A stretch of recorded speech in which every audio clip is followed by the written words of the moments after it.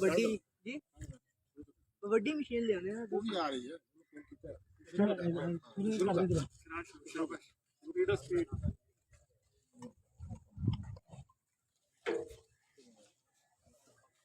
उनको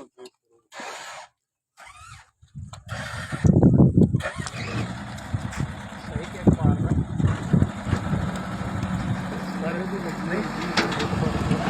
ये हमें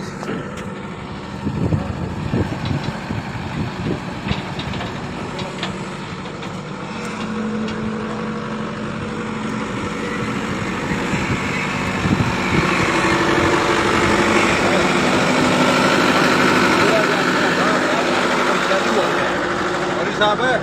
थोड़ा नाल हो गया ना थोड़ा पानी चालू हो जाए